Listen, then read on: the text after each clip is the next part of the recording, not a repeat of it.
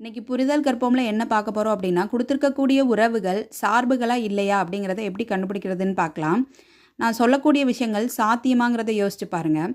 அபி 6th standard படிக்கிறாங்க, Banu 10th standard படிக்கிறாங்க, sir 12th standard படிக்கிறாங்கன்னு கொடுத்துருக்கு. இது சாத்தியமான விஷயங்கள் தான். ஒரு நபர் ஒரு வகுப்பில் படிக்கிறது சாத்தியமான விஷயங்கள். அப்போது இந்த உறவு சார்பு. இங்கே அபி 6th ஸ்டாண்டர்ட் படிக்கிறாங்க, பானு சாரு 10th ஸ்டாண்டர்ட் படிக்கிறாங்கன்னு கொடுத்துருக்கு. இதுவும் சாத்தியமான விஷயம்தான். 2 நபர் ஒரு வகுப்பில் படிக்கிறது சாத்தியமான விஷயம். அதனால இது சார்பு. அபி 6th ஸ்டாண்டர்ட் படிக்கிறாங்க, Banu 10th standard 12th standard படிக்கிறாங்கன்னு கொடுத்துருக்கு. இது சாத்தியமான விஷயம் கிடையாது. பானு ஒருத்தர் 2 கிளாஸில் படிக்க முடியாது. அப்போ இது சாத்தியமான விஷயம் கிடையாது. அதனால இது சார்பு இல்லை. உங்களுக்கு புரிஞ்சிருந்ததுன்னா இதுக்கான ஆன்சரை கமெண்ட் பண்ணுங்கள், சப்ஸ்கிரைப் பண்ணுங்கள். தேங்க்யூ.